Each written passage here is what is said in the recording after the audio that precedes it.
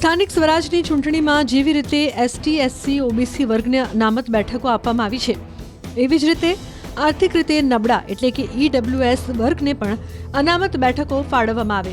પાટીદાર અગ્રણીઓએ આ માંગણી મંગળવારે નાયબ મુખ્યમંત્રી હર્ષ સંઘવી સમક્ષ રજૂ કરી. માત્ર પાટીદાર સમાજ જ નહીં, પરંતુ બિન અનામત વર્ગમાં આવતા અને આર્થિક રીતે નબળા વર્ગની રાજકારણમાં પણ અનામત મળવી જોઈએ એવી માંગ છેલ્લા કેટલાક સમયથી ઉઠી છે. અલ્પેશ કથિરિયા, દિનેશ બાંભણિયા, વરુણ પટેલ જેવા આગેવાનો આ મુદ્દાને ઉઠાવતા રહ્યા છે. મંગળવારે લગ્ન નોંધણી કાયદામાં જરૂરી સુધારાની રજૂઆત સમયે જ પાટીદાર નેતાઓએ હર્ષ સંઘવીને આ મુદ્દે પણ રજૂઆત કરી.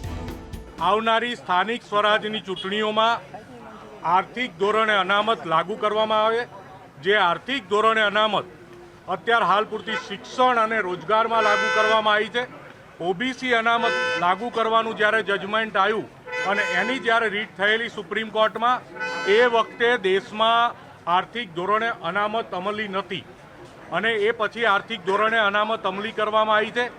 જેના કારણે ઓબીસી અનામતની જેમ જ ઓબીસી, એસસી, એસટીના અધિકારોને ક્યાંય પણ નુકસાન ના થાય એ રીતે આર્થિક ધોરણે અનામત લાગુ કરવાની પણ વાત સન્માનીય નાયબ મુખ્યમંત્રીશ્રીને, કાયદા મંત્રીશ્રીને અને વિભાગના અધિકારીઓને કરવામાં આવી છે.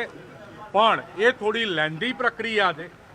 એમાં મંત્રીશ્રીએ એવું આશ્વાસન આપ્યું છે કે એમાં અમે સુપ્રીમ કોર્ટના જજમેન્ટો, ઝવેરી કમિશનનો રિપોર્ટ અને અન્ય જે રિપોર્ટ્સ છે એ તમામ રિપોર્ટ અને કાયદામાં ચર્ચા વિચારણા કરી અને એમાં પણ અમે પોઝિટિવ છીએ, આશાવાદી છીએ કે જો તમને ન્યાય મળતો હોય તો ન્યાય આપવા સરકાર કટિબદ્ધ છે.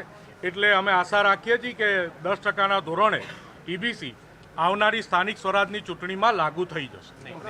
ઝવેરી કમિશનનો રિપોર્ટ જ એમણે તો નિયમ વિરુદ્ધ અમલ કરેલો છે. કોર્ટે કીધું છે એનો તો અમલ કર્યો જ નથી સરકારે. વન બાય વન જવાબ આપું છું. નહીં લાગુ થાય તો અમને દિનેશભાઈને, મનોજને, ગીતાબેનને, પૂર્વીનભાઈને બધાને તમે ઓળખો જ છો. જ્યારે અમે મેરેજ રજિસ્ટ્રેશનની વાત લઈને આવ્યા ત્યારે તમારો આ પ્રશ્ન હતો ને એ આજે પૂરો કરીને આવ્યા છીએ. હજુ અમારી જોડે સમય ઘણો છે, સરકાર જોડે સમય ઘણો છે. ધીમે ધીમે પૂરું કરાવી દઈશું જેવી રીતે થાય એવી. ઝવેરી કમિશનનો જે રિપોર્ટ છે, જે સુપ્રીમ કોર્ટે કહ્યું છે, એ સુપ્રીમ કોર્ટ પ્રમાણે તો ઝવેરી કમિશનનો રિપોર્ટ સ્વીકાર્યો જ નથી. આ લોકોએ તો ફ્લેટ 27% આપ્યું છે.